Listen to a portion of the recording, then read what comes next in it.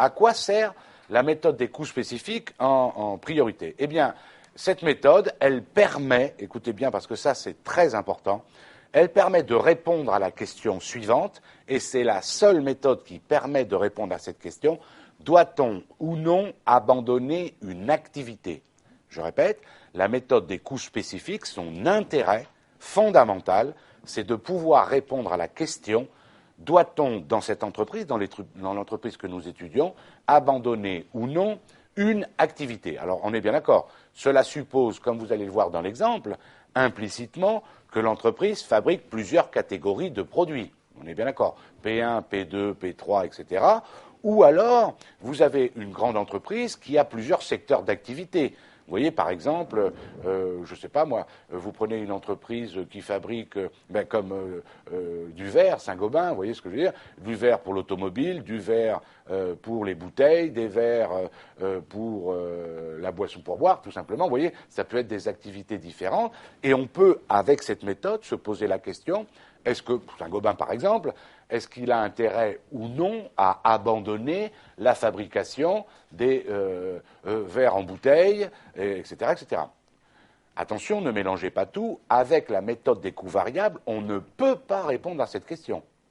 Avec la méthode des coûts variables, vous vous souvenez, on peut répondre: quelle est l'activité que l'on a intérêt à développer? Vous vous souvenez, selon l'approche, celle qui nous permet d'avoir soit la marge sur coût variable unitaire la plus importante par produit, soit le pourcentage de marge sur coût variable, mais ça, ce n'est pas la même chose. J'espère que vous en êtes convaincus, la question, deux points, quelle est l'activité que l'on doit abandonner, ou est-ce qu'on doit continuer telle activité? Ce n'est pas la même chose que quelle est l'activité que l'on a intérêt à développer. Ce n'est pas du tout la même question ni la même réponse. On est bien d'accord? Donc, on va prendre un exemple. Imaginez qu'une entreprise fabrique 4 produits, P1, P2, P3, P4, et dans un premier temps, le contrôleur de gestion donc, a établi un tableau de calcul des coûts de revient par la méthode des coûts complets. Alors regardez ce que ça donne. Par exemple, j'ai bien pris 4 produits, chacun avec leur chiffre d'affaires, vous me suivez, avec ensuite j'ai mis pour chaque produit le total bien sûr, le coût de revient, imaginons, en coût complet, et le résultat analytique, sous-entendu, résultat analytique en coût complet. On est d'accord? Conséquence de cela, est-ce que vous êtes d'accord avec moi que si on s'arrêtait là dans l'analyse, le contrôleur de gestion dirait je vous conseille d'arrêter l'activité du produit P2, puisqu'on le voit ici, le produit P2 dégage un résultat analytique déficitaire de 250 000 euros. On est bien tous d'accord. C'est ce qu'on dirait logiquement. On est même prêt de penser que plus on fabrique de P2, plus on va perdre d'argent sur le principe. D'accord? Avec cette méthode-là. On est bien d'accord? Donc, le contrôleur de gestion, dans ce cas-là, il se dit, je vais quand même aller un petit peu plus loin, je ne vais pas m'arrêter à la méthode des coûts complets, je vais refaire les calculs, ou les compléter plus exactement, en séparant la partie variable de la partie fixe de chaque charge, et donc on va obtenir, par exemple, le tableau suivant. Alors regardez bien, j'ai repris exactement les mêmes éléments, mais simplement, alors le chiffre d'affaires, évidemment, c'est le même, mais simplement, vous voyez que chaque charge, par exemple tout à l'heure, pour le produit P1, son coût de revient complet, c'était 430 000, et son résultat était de 70 000. Vous voyez ici, je retrouve le même résultat pour P1, vous voyez le même résultat pour P2, il y a bien moins 250 000, on est bien d'accord? Simplement, on a séparé en variable et en fixe. Et vous voyez que j'ai sorti la marge sur coût variable par produit, les charges fixes directes, donc j'arrive à la marge sur coût spécifique par produit, et ici j'ai mis les charges fixes indirectes. Alors, comment j'ai trouvé les charges fixes indirectes? C'est très simple. Comme on sait qu'il y a 4 catégories de charges, les charges variables, directes et indirectes, on est tous d'accord, les charges fixes directes et les charges fixes indirectes. Avec la méthode des coûts complets, par exemple, le coût de revient total, donc toutes les charges, c'était 430 000. Si sur ces 430 000, il y en a 300 000 en variable, 80 000 en fixe, ça veut dire, vous voyez arithmétiquement, que sur ce produit-là, il y a 50 000 de charges fixes indirectes. On est bien d'accord sur le principe. OK ? Et là, bien sûr, on retrouve le même résultat qu'avec la méthode des coûts complets au total. Donc on retrouve le produit P2 qui est, bien entendu, qui donne un résultat négatif. On en est bien d'accord ? Alors, la question qu'on pourrait se poser maintenant, c'est, on se dit, qu'est-ce qui se passerait dans l'entreprise si, comme nous le pensons spontanément, on arrêtait la production de P2 parce que vous, je suis sûr que spontanément, vous pensez que comme le résultat P2 donne un résultat comme le produit P2 donne un résultat négatif de moins 250 000, si on arrêtait le produit P2, le résultat total augmenterait de 250 000. Est-ce que vous êtes d'accord ? Puisque qu'est-ce que c'est que 520 000 ? C'est 70 000, moins 250 000, plus 500 000, plus 200 000. On est bien d'accord. Donc si on arrêtait P2, vous pouvez légitimement penser que donc, il n'y aurait plus les moins 250 000 ici, vous me suivez ? Et donc, le résultat total serait supérieur de 250 000 à ce qu'il est là. Est-ce que tout le monde est d'accord ? C'est-à-dire, je traduis, j'insiste encore lourdement, ça veut dire que vous pensez spontanément que si on arrête P2, le résultat passerait de 520 000 à 770 000. Est-ce que vous êtes d'accord ? OK ? Eh bien, vous allez voir que ça serait une erreur grave. En effet, on va reprendre le même principe, d'accord ? Mais cette fois-ci, on va supprimer les produits P2 et on va regarder ce que ça donne. D'accord ? Donc, que deviendrait le résultat total si nous supprimons la production et donc la vente des produits P2 ? Et donc, il viendrait le tableau suivant. Regardez bien, qu'est-ce qui se passe ici ? Je n'ai plus le produit P2, P1, P3, P4. Sur le chiffre d'affaires, je n'ai plus le chiffre d'affaires de P2, évidemment. Les charges variables, je n'ai plus les charges variables de P2. C'est normal, les charges variables sont proportionnelles à l'activité. Pas de produit P2, pas de charges variables sur P2 par définition. Donc la marge sur coût variable, elle n'est que pour P1, P3 et P4. Les charges fixes directes, comme leur nom l'indique, charges fixes directes. Comme il n'y a plus le produit P2, vous me suivez, il n'y a plus non plus les charges fixes directes du produit P2. On est bien d'accord. Donc on arrive à la marge sur coût spécifique, 120 000, 600 000, 280 000, donc 1 million de marge sur coût spécifique. Mais le problème, il est maintenant les charges fixes indirectes. Vous vous souvenez ?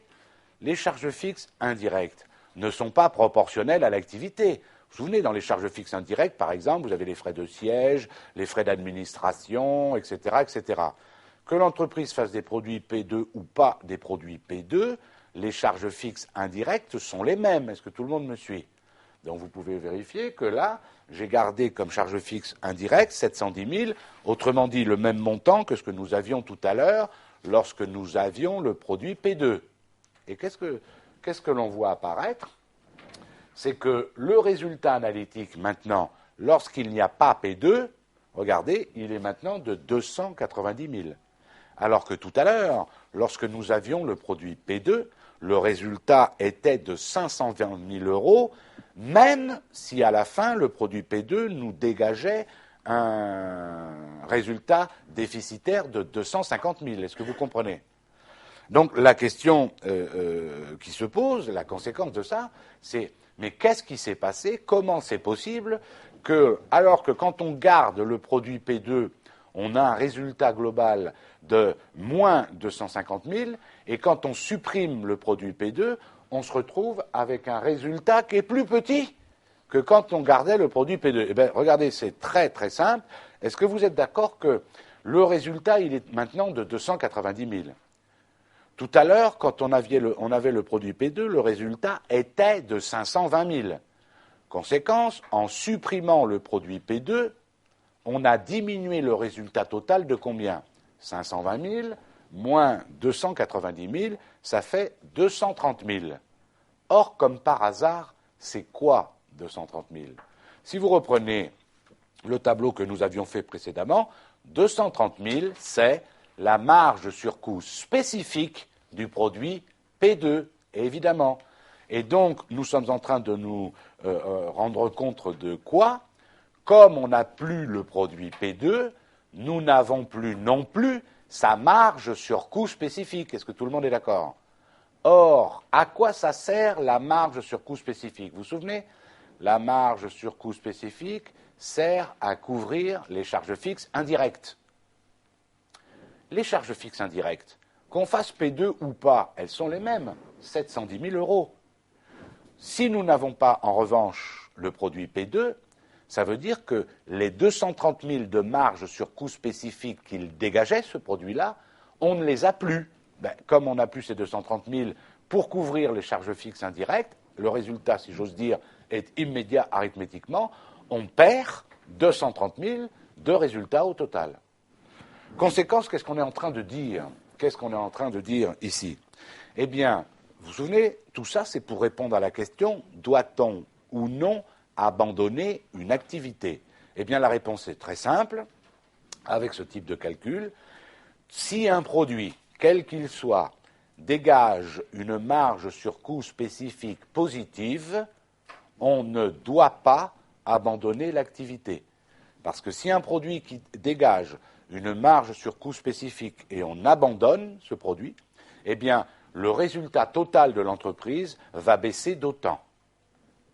A contrario, ça veut dire que dans une entreprise, si une des activités ou un des produits dégage une marge sur coût spécifique négative, écoutez bien ce que je veux dire, d'un point de vue financier, on doit arrêter l'activité. Pourquoi? Parce que s'il dégage une marge sur coût spécifique négative, si on l'arrête, ce produit, du coup, le résultat, cette fois-ci, va augmenter d'autant.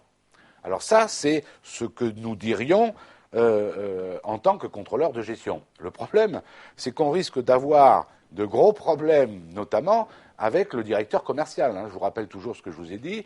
Un contrôleur de gestion tout seul dans sa tour d'ivoire ne fait pas grand-chose de bien, à part aligner des chiffres. Mais le problème, c'est qu'il n'a pas toutes les compétences et ni toutes les informations de toute l'entreprise.